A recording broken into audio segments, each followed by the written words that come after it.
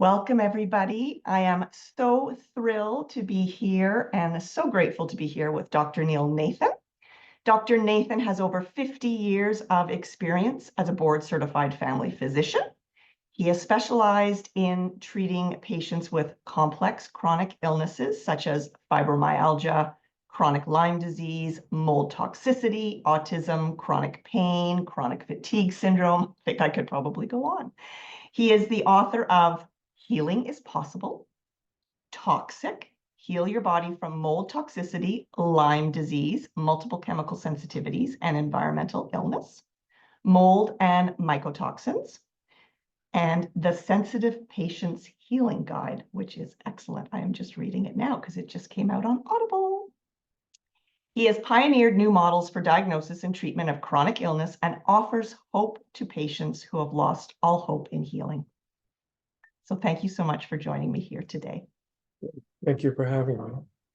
So as I mentioned to you in the group, there's really people that are from all knowledge base. Some are brand new. They don't even know what mast cell is. So let's just start with, what is mast cell activation syndrome? How many people does it affect? And why is it on the rise? I'm not sure it's on the rise. I don't think we knew what it was. Right. I think it masqueraded as things that got other labels on it until I think Larry Afrin's book in 2016, Never Bet Against Occam, put it on the map. All of a sudden, I remember when I read his book and went, oh my goodness, I have a lot of patients who have this. This is no minor issue here. So people used to think about mast cells from the perspective of a rare type of cancer, which I have never even seen in my life.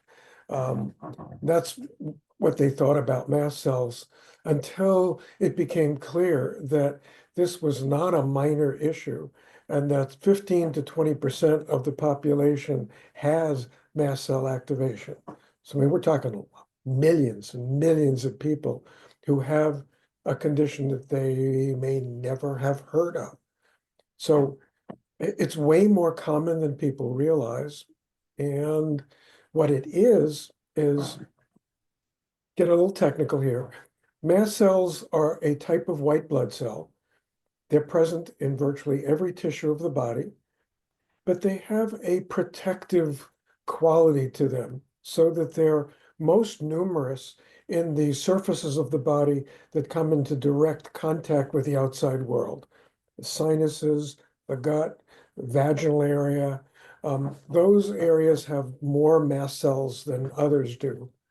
And they're just there trying to protect you by monitoring you for threats to the body, particularly in the form of different kinds of infections. So for most people, even if you are prone to it, it may never get to be a problem. But if you have something that triggers the mast cells into activation, then we go down the rabbit hole. And so once mast cells get, and the term we use for it is activated, once they become activated, they become highly reactive to a wide variety of stimuli. So, for example, the most common one in my experience is the mast cells lining the GI tract. And when patients get a symptom immediately after eating, that's mast cell activation until proven otherwise.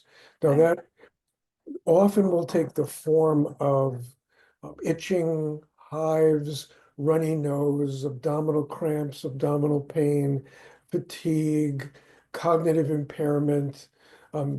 Any of those things can happen. Bloating is common. It might even occur while you're eating. It might even occur within your first few bites. Now, most people who have that reaction immediately think, oh my goodness, I must be allergic to something. It's not allergy. Looks a little bit like allergy because histamine is involved, but no allergy known comes on that fast. Even anaphylaxis takes 10, 15 minutes to occur. It's not an instantaneous process. But mast cell activation is immediate. The other confusing part of it, especially when it affects the GI tract, is that some days you will have those symptoms and some days you won't. And so if it was an allergy, and this confuses people who have these symptoms, if it was an allergy, I should eat the same food and have the same reaction every time. Not so, because this is about how reactive the mast cells are at the moment that you swallow something down your alimentary canal. And that will fluctuate based on what's causing it. And here, and this is really important, I hope I make that clear throughout our discussion today. The number one thing that will trigger this, for example, is mold toxicity. And mold toxin levels fluctuate in the body. Some days they'll be triggering a very active mast cell reaction. Some days they won't. So a patient will say, doesn't make any sense. I'll eat this particular food. One day I react. The next day I can eat twice as much and I don't have any reaction at all. I mean, but that's what mast cell activation is. Okay, thank you. And then my next question was, what triggers mast cell? Is it only mold and Lyme and co-infections? Can it be trauma? Can it be other things? It can definitely be other things. In terms of commonness, in my experience, mold toxicity is the number one thing that triggers it. Lyme and Bartonella are also very common triggers, but any infection theoretically can do it. Viral infections, mycoplasma, chlamydia infections can also do it. Touch can do it. There are mast cells in the skin, and I've seen people have reactions by just like lying down at night, for example, if you're resting on your arm, you can have hives in the morning when you wake up on this area of your face because the mast cells have been triggered by pressure or touch. So they're not only triggered by food, other things can trigger that as well. One of the questions in the group was, is it genetic or is it just due to the environment? And if it's due to the environment, we know epigenetics. If we change the environment, we can change the gene expression. Because I think you mentioned that people can have it and you go through your whole life without it coming to the surface. Well, you could have a tendency to have it, but it may not get expressed. There is a genetic form of it. It's quite rare. Okay. So there's a teeny bit of it is genetic, and most of it has to do with it getting triggered. So to me, that is the biggest problem in the field, because since Efren's book was written, there are now mast cell activation clinics in every major medical center in the country. Everybody's got a mast cell clinic.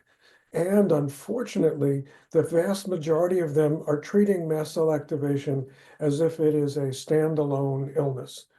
Now, we know how to treat it, but if you think of it that way, which is, someone says, okay, you've got mast cell activation. Okay, great. Now I know what's making me sick and I know how to treat it. This is wonderful. But you'll have to treat it for the rest of your earthly life if you don't figure out what's causing it. So if you don't look for the underlying triggers for mast cell activation, you're not doing yourself a disservice. Unfortunately, the people who run those clinics aren't looking, with very rare exceptions. They're treating it like, okay, you've got this, I treat it, without going, well, okay, but what's causing it? Right. So looking for cause is really a major piece to it. And Okay. while I'm on a soapbox, because I kind of am, my major issue with these clinics is most of them will insist on confirming the diagnosis with a laboratory test, which is highly, highly, highly inaccurate. So that I can't count the number of patients that I've treated who have been to major medical centers and been told your tryptase level is normal, you can't possibly have mast cell activation. But in their description of their symptoms, it's really simple. I eat this food and I break out in hives while I'm eating it. Sorry, folks, that is mast cell activation. I don't need a lab test to tell me that that's what's going on here. So I'm afraid it's being underdiagnosed in these centers because they're insisting for academic purposes that the test has to prove it. Well, if the tests were great, I'd go along with that. But testing for mast cells requires very specialized equipment. You need cold centrifuges. It has to be done immediately as it's happening, because once the immediate event has occurred, the effects on the body will keep going on for days afterwards. But what we'll measure in the blood is gone, or urine gone almost immediately, very transitory. So please don't let somebody tell you whether you have it or not based on a blood test. Thank you for that. Yes.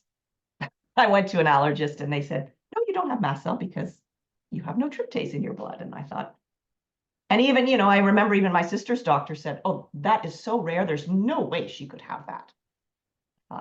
Rare to the tune of 15 to 20% of the population. Exactly. And in my patients who have mold toxicity or Lyme disease, we're talking 70 to 80% of them have mast cell activation. So in my world, this is not rare at all. Exactly. I spoke to you beforehand and I said, I just finished reading your book, Toxic. I don't know why I had not known about your book, Toxic. I just want to say to everybody, please read the book, Toxic, whether you have any type of chronic illness, chronic fatigue, mast cell, you name it. It's just such an amazing book. And in there, you talk, I think also in the Sensitive Patients Healing Guide, which is your next book, which I'm reading now, well, actually listening to, because it just came out on Audible. You explain the difference between sensitive and toxic. Can you explain the difference? Because I didn't know the difference. Oh, and I don't think a lot of people think about it much, but No. sensitive refers to, as you might expect, the nervous system, senses, sense of touch, smell, sight, taste. All of our senses are wired into our nervous system, so that a sensitive patient has a nervous system that is wired to react to those senses. So people who become sensitive to light to the point that they have to wear sunglasses inside. People who have sensitive to sound, where the slightest sound will startle them, and in a way that other people next to them are not reacting at all. Sensitive to touch. As I said, you can simply get hives by having pressure on your body in different ways. Sensitive to smells, chemicals. Almost everyone with a chemical sensitivity. Everything I'm talking about is moderated by parts of the brain called the limbic system and another part of the brain called the vagal nerve system. So it is neurological. Our nerves pick up and sense threats in our environment and tell us about it by giving us symptoms.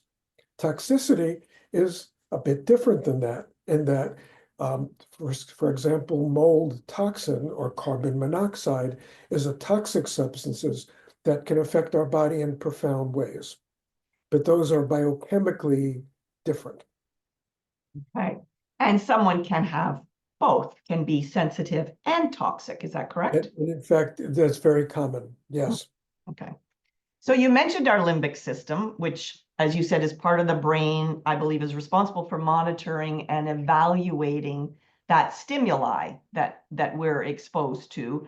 And then the vagus nerve works with the limbic system, determining safety. Right. And, I've learned so much from you because for years I never felt safe and I didn't know why. I mean, why would I not feel safe? And reading your book, I learned so much about mold and how mold affects our limbic system, our vagus nerve, and even MCAS. So maybe you could share with people, how do the vagus nerve and the limbic system play a role in MCAS and, sensitivities? And why is it so important that we address this when we're trying to heal? Because I think that's so missed. Agreed. Again, in my little rant about mast cell clinics, they're still looking at it purely from the perception of what the mast cells are doing. The mast cells are acting in concert with other parts of our body. You know, we have a very complicated body. Everything connects to everything else. Everything communicates to everything else. So we have three different systems which are designed to interface in a very complicated way. Mast cells, limbic system, and the vagal nerve. So when people's mast cells are affected, it is virtually impossible that their limbic system and vagal systems aren't part of the ride. So again, in those clinics, most are not looking at the limbic and vagal pieces. And if you don't, the treatments that you're using may not work very well because this is a package deal. All three systems are about protecting you, looking for threat in some way, and keeping you safe. Has nothing to do, this is not psychological. This is neurological on the part of the limbic system and the vagal system, and it's cellular on the part of the mast cells. So all three systems are totally interconnected with each other. So although this sounds like this is complicated, it is. But if you take all of these things into account together, now you have a way to treat it and make the body safer. And it's not psychologically that you don't feel safe. Literally, on a nervous system part of it, it is telling you you're not safe, you know, and it's trying to warn you about what by giving you certain symptoms. So, for example, the limbic system really focuses on sensitivity and emotion as a way of expressing this. That means that any form of sensitivity, light, sound, touch, chemicals, smell, and EMFs, which is a big one, electromagnetic fields, any sensitivity to any of those, and for many unfortunate people, all or most of those is limbic. By definition, it's your limbic system that is processing that information. Okay. It also has to do with emotion. So anyone who has either a worsening of or new onset of anxiety, depression, mood swings, OCD behaviors, you name it, that's also limbic by definition, because that's what it does. So a lot of people are unaware of it. So we have a population of Americans where I think it is some outrageous number percent of Americans are currently on antidepressants. They would be surprised to discover that many of them have mold toxicity. It's estimated that 10 million Americans currently have mold toxicity and don't know it. So if you walk out of your doctor's office with a prescription for an SSRI, an antidepressant, or an anti-anxiety medication, you want to be sure that they're actually looking for the cause, not the label is you're anxious or you're depressed. Okay, that may be true. That's a description of what's happening to you. What's causing it? And that's a question that not enough people ask, and not enough people know how to look for that answer. So on the limbic system part, we're talking emotion and sensitivity. Now, the vagus nerve does exactly the same thing. And saying the vagus nerve is a shorthand for a much more complicated, a multiple cranial nerves that come out of the brain, of which the vagus is the main one. They come out of the brainstem at the same place, so that it isn't just the vagus nerve, it's also the nerves that are coming along with it. But we call it the vagus nerve, kind of a shorthand. Now, the vagus nerve controls intestinal motility and controls almost everything that goes down to the intestine. So if you have a problem with gas, distension, bloating, heartburn, constipation, diarrhea, abdominal pain, you probably have vagus nerve dysfunction as a major component of that. It isn't just being caused by the organ. That organ connects to and has a direct nerve connection to the vagus. So by working on the vagus, we can fix that. The vagus nerve is also a major component of what we call the autonomic nervous system. Blood pressure, pulse, temperature regulation, appetite, sleep are all partly regulated by the vagus. So for our patients who come to us who are very complicated with tons of symptoms of every kind, many doctors will have told you, oh, you can't have all those symptoms. It's got to be in your head. No, there's something that's causing it, and there are very specific anatomical places where this is coming from. So these are things that all need to be taken into account when we have a patient who feels lousy. And like, we need to know exactly how lousy. And by teasing apart their symptoms, we can start to look for where is that coming from and how to do it. Right. And I know you talk about in your book about doing, limbic retraining or neuroplasticity or brain retraining. And I know that there are a couple of programs that you really like, the DNRS, the Gupta. I've done both. I'm now in Primal Trust, which I absolutely love because for me, she offers top down and bottom up. Because I remember years ago when I spoke with you and I had just been doing limbic, and I was getting worse and worse and worse. And, you explained to me that these two go together. And sometimes just doing one without the vagus part, it doesn't always work out well. Right. This whole thing is a package deal. Yeah. So many, many patients will get great results from any of the forms of limbic retraining, which I highly recommend for virtually everyone on the planet. Sorry, world. COVID has messed with all of us to the point that we all feel threatened. This is the world we live in isn't as safe as it No, used to be. That was never completely safe, but no, but that made it a lot worse. it's less safe now. So honestly, whether you're sick or not, almost everyone on the planet would benefit from limbic and vagal retraining. It should be taught to children in elementary school. Relaxation techniques, meditation, you name it, should be a part of the training so that they can have tools to cope with the really pretty crazy world that they're going to be caught up in. Can you explain cell danger response? Because I think a lot of people, certainly me as one, I had never heard of cell danger response. I could never figure out why I had no energy and could never gain back the energy. And certainly Robert Navio's work is groundbreaking, and thank goodness he has explained it, but maybe you can just explain it to people.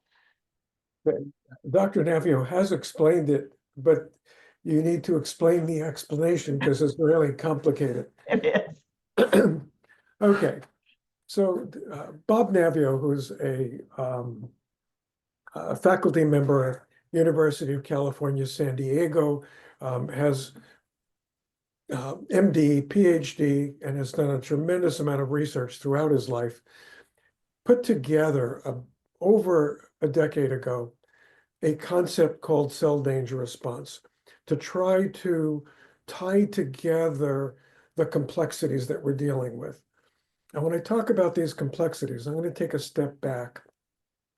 Most of conventional medicine, including what we're taught in medical school, including how you're viewed as you go to the emergency room, is from a very outdated model. The outdated model is simply, I'm going to look for a cause of whatever you have and treat it. And some of that's great. If you have a strep throat, I'll culture it. You have a strep throat, give you some penicillin, you'll get better. That's a very nice process. But the longer we have been studying in medicine, the more we realize that it's way more complicated than that. So for acute illness, that model works. But 90% of people who go to a doctor's office do not have acute illness. They have something chronic, something that's been going on for a long time. And virtually all chronic illness is triggered by inflammation of some kind. Now, again, that's more complicated than it sounds because there's different kinds of inflammation, and we can measure that inflammation in different ways. But again, I'm going to get back on a soapbox for a minute. The conventional way of looking at inflammation, if you went to your doctor and said, I feel inflamed, they'd say, okay, we'll test you for that. They will do two tests. One is called a sedimentation rate, and the other one is called a highly sensitive CRP. Okay. Those will pick up a few medical conditions, autoimmunity and sepsis. But for all of the other chronic inflammatory processes, those tests are not designed to pick it up.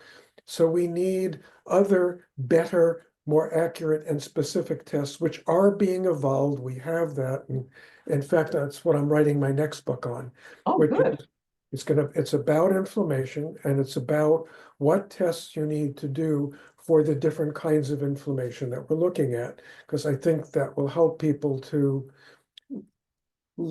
learn how to help their doctors focus on what tests should you be ordering for me, so that you can pinpoint what I have with more accuracy and give me more effective treatment for it. So the whole medical model needs to be changed to one of complexity. Within that context, Dr. Navio started looking at the complexities of chronic illnesses. He has a particular research tool.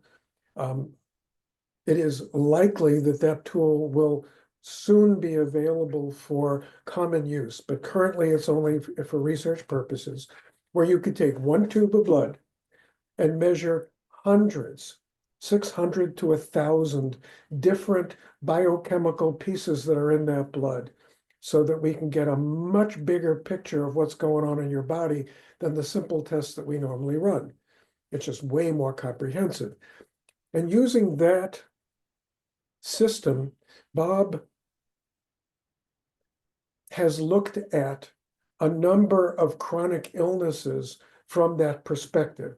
Like, what is the biochemical complexity of, we did a we did a study on chronic fatigue that I did with him.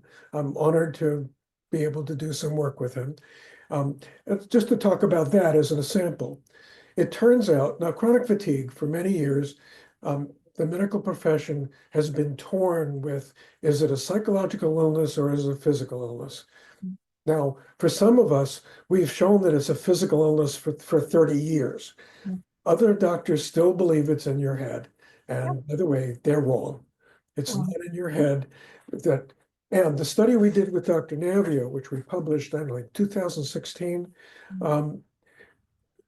we took 22 men and 23 women with chronic fatigue, an equal number of controls. And we did this simple test on them. And it turned out that with 94 to 96% accuracy, by looking at just a couple of the biochemical shifts in the blood, we could identify which patients had chronic fatigue and separate them from the patients who were controls. There's never been that good a test ever before. And this is not psychological. We're measuring biochemical perturbations in the blood that can separate people with a particular illness. Now, Dr. Navio has gone on and done that with depression, traumatic brain injury, Lyme disease, Gulf War illness, and a number of other conditions. Yeah, we've got more to go here, but all of them have a different pattern. You can separate controls from patients with these conditions, but the different biochemical shifts are not the same in chronic fatigue as in depression, as in Gulf War syndrome. There's some overlapping ones, but they're not the same. Okay. So ultimately, if it becomes about, we will have a test where you could do a simple blood test that will at least point you in the direction of what is it that you have. Now, Dr. Navio, who's been working in this for years, came up with a more comprehensive concept about what this is, which he calls the cell danger response. And in it, the basic concept is if the cell feels threatened or danger, it goes through an orchestrated, centuries-old process of how it protects itself. And that needs to be understood because all chronic illness stems from that process. So how does a cell feel threatened? It's the mitochondria inside the cell that detects the threat as a voltage drop inside the cell. So the mitochondria, which many of you know are the little organelles in the cell that make energy, make ATP, which is the agent of energy. When they feel threatened, and there are three main things that threaten the cell, which would be stress, infections, and toxins, or all of the above. So if the cell feels threatened, it will start shutting down its chemistry to keep that process from affecting the rest of the body. An example would be if it's a virus that's triggering that. The cell will stop certain biochemical processes. For example, methylation is required by a virus to replicate. So the body will shut down methylation, so we'll stop methylating. It will change the way the mitochondria make energy. And the ATP that it normally would use for energy changes from being an energy generating molecule to a signaling molecule. It becomes what's called extracellular ATP. And that extracellular ATP leaves the cell and is Danger. it's the danger mechanism. And the whole body becomes aware that, oops, there's something going on. Let's go pay attention to it. Let's deal with it. The body will stay in that cell danger response until the danger is gone. So putting Band-Aids on biochemical disturbances, like taking an anti-inflammatory for arthritis, won't cure it. Make it feel better. It's nothing wrong with that. But it doesn't get at what the threat is that the body is shutting down for in the first place. Or the body has a prolonged release of what we call inflammatory cytokines, which inflame the body in different patterns and in different ways in order to protect us. We use cytokines, for example, to fight off a virus. If you have a flu, if you have COVID, COVID became known for its cytokine storm, in which it would trigger a profound release of cytokines so that the way the body was fighting it could actually harm the body because it was kind of like a wildfire that got out of control. Instead of a little fire that we're using for cooking, it's starting to burn down the whole forest. And the body does not have good ways of turning this off until the threat of danger is resolved. So we need to look at infections, toxins, and stress from the perspective of that is what is triggering this cell danger response, because this helps us to explain in a much more profound way than we ever did all of what's going on in the body. But here's the kicker. It's complicated. So our old medical way of looking for one thing causing one condition, these are all multifactorial. Jacob Teitelbaum, when he started studying chronic fatigue, found 180 different things that could trigger chronic fatigue syndrome, and could be any combination of all of those. So to think of it as simple, I mean, the medical profession for years said we were aware that many viruses could trigger chronic fatigue. Epstein-Barr virus, HHV6, other viruses commonly could do it. Cytomegalovirus could do it. But the association was not as perfect as medicine wanted. They would say only 70% of patients have Epstein-Barr. So that can't be the cause because 30% of people got chronic fatigue who didn't have that. They weren't thinking about it correctly. That was a cause. And there are, as Jacob found, 180 causes of chronic fatigue. So to only look for one has been a major failure of medicine for a long time. And it is just now that we're beginning to realize We have to look at medicine in a much more complicated way because that's how the body is. It's complicated. And, you know, as he says, you can get stuck in this CDR1 and not come out of it because there is still danger. So like, that's the thing. I mean, that's the $1 million question. How do we get out of CDR1? By finding out what's triggering it and curing it. Okay. And that's doable. I It's want the audience here to understand that every single thing I'm talking about today is curable, is treatable. So these are not just theories. We've been successfully treating our patients for decades with this knowledge. It isn't yet in medical school standard teaching. It has not yet reached conventional medicine because that is the nature of new information. Medicine has always held all new information at arm's length until it is convinced that this is the cat's meow. And so it hasn't decided yet it's the cat's meow, but the cat knows its own meow.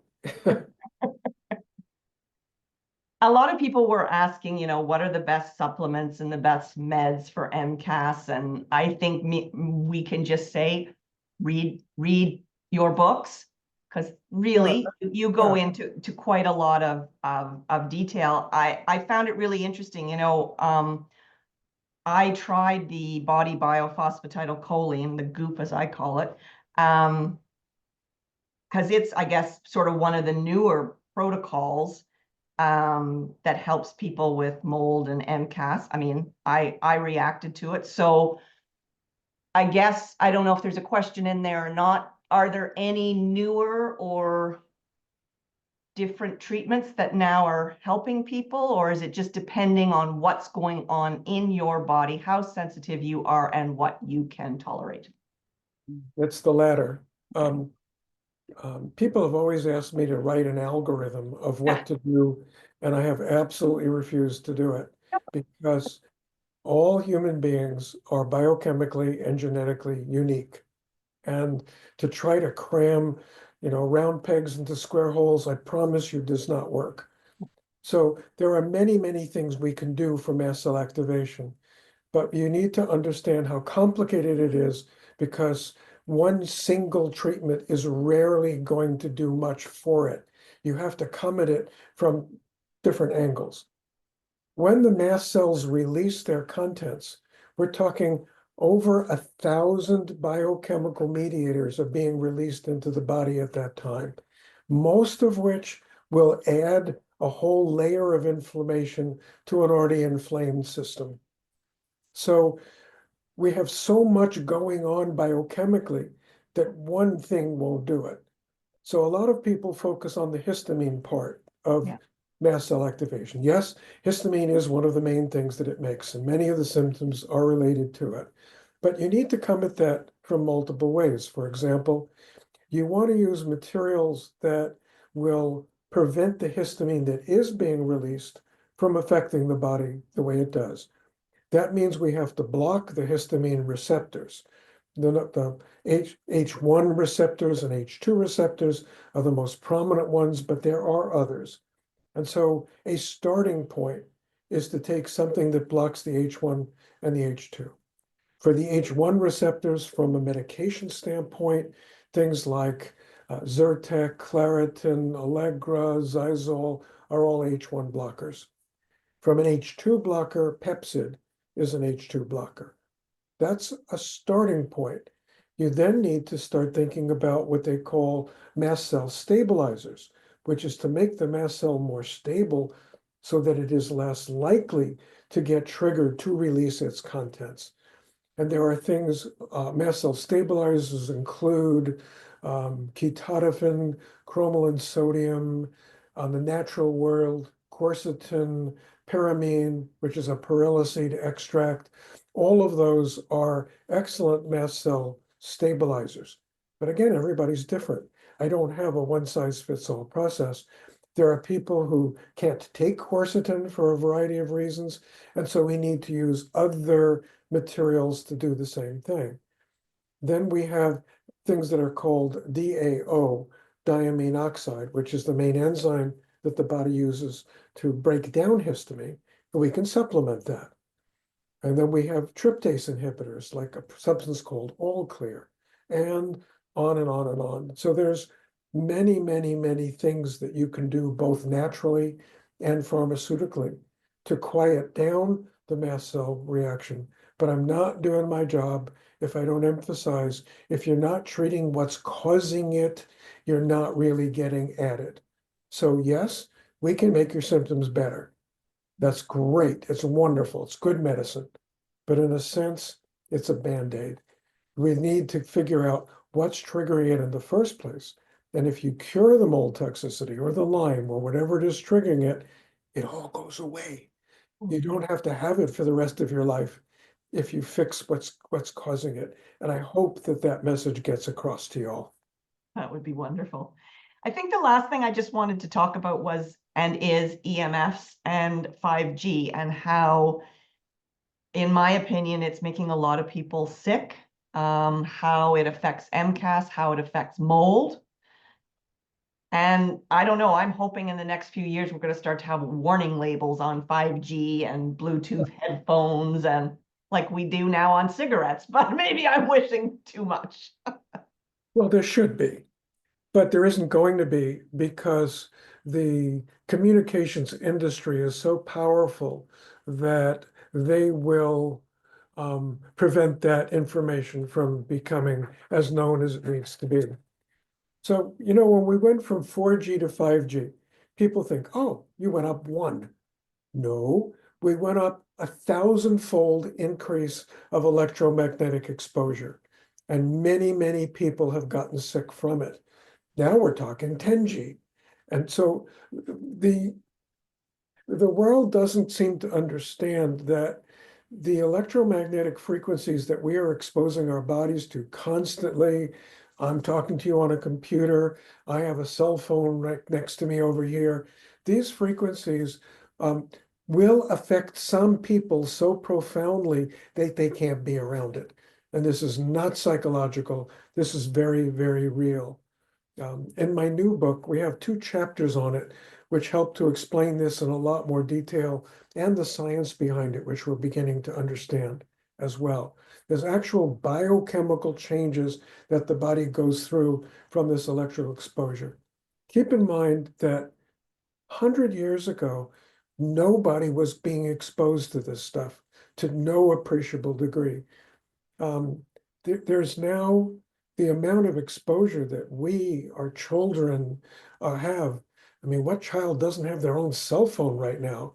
I mean, forgive me, but that might be the world we live in, but that is incredibly unsafe. There are kind of a radiological studies of the penetration of cell phone into the skull. And in children, the EMF exposure from a phone up to their head goes almost all the way halfway through the skull. In adults, it still goes inside, but not to the same extent. Okay, do we think we have an explosion, an epidemic of illnesses that didn't exist 50 years ago? Chronic fatigue, fibromyalgia, autism has gone from almost non-existent to, in many states, 1 in 35 kids are being born who will develop autism. This is crazy. And we're doing that to ourselves. EMF is only one part of it. The pollution on this planet is astonishing, and we're just not waking up to it. So the more you can understand about this, the more you can protect yourself and your families from the effects of all of this. One of the things we've recently learned is that plastics get into the environment and they get into our bodies.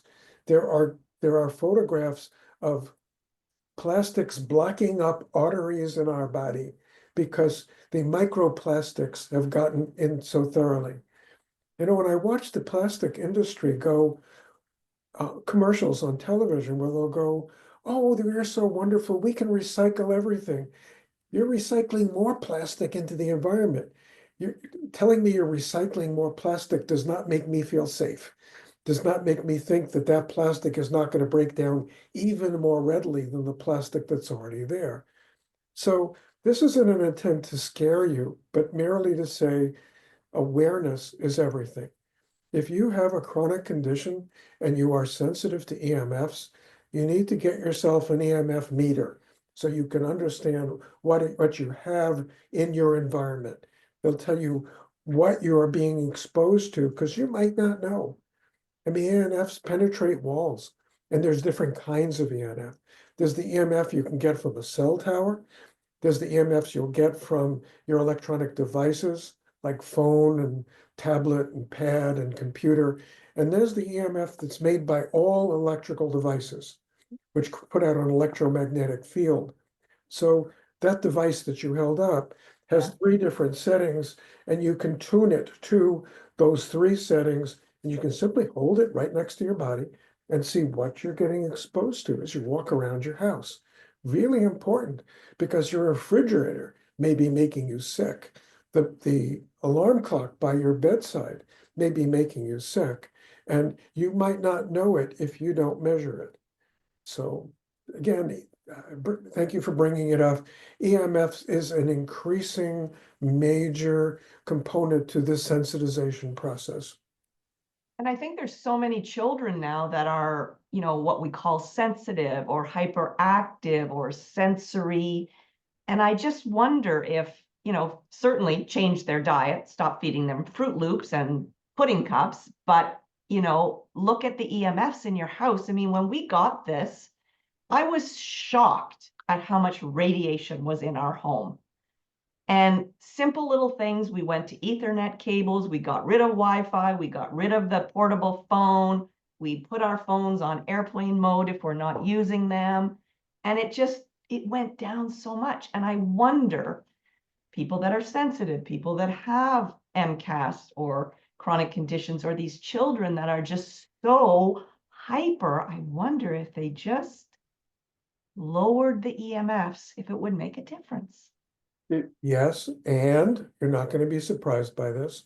And mold toxicity is a major trigger for EMF sensitivity. So that, again, with children who have on the spectrum or have ADD or ADHD, hyperreactive, you really need to be looking at these things because they are potentially curable if you catch it early and even later on, you can make a huge difference for some of these kids. Yeah, and you don't always have to smell the mold. I mean, we bought this place, we didn't smell mold, and we found mold. So, sometimes it's not that evident, Yeah, no, unfortunately. mold sneaks up on you. Mold is sneaky. You don't always see it or smell it, but um, a simple urine test can tell you if you've got mold in your body. And if you got it in your body, you got it from somewhere. So it behooves going looking for it, which is a whole nother subject. A whole other day. Yes. Thank you so much for this. This has just been wonderful. I think it's going to help so many people. And I'm going to say it again, read Dr. Nathan's books. There is so much information in there. Buy one. Take it to your doctor, please. I don't know if taking it to your doctor is going to help, but once you wake up to what's happening, if your doctor's not on board, find someone who is. Because as wonderful as many doctors are, and many are overworked, and many are burnt out by the way that medicine is being practiced these days, find someone usually in the category of integrative, holistic, functional medicine who will usually structure their clinic so they'll give you more time, and they're usually more aware of these things so that if you bring something to them, they're much likely to take it seriously and help you with it. Exactly. Any final words that you'd like to share? I agree. If this was of interest, there's a lot of information in my books, and one book is Toxic, and the other one is The Sensitive Patient's Healing Guide. So my hope is if you have something that I touched on that makes you go, I wonder if that's something that I should be looking at. I wrote those books from the perspective of helping people to understand better what they have and how to seek the right kind of medical care to get it fixed. So, And they are quite understandable. There are little parts that, could be over your head, but pretty much you explain very nicely that anybody can understand, which is wonderful. that was my hope. You succeeded. Thank you so much again. Okay, you're very welcome.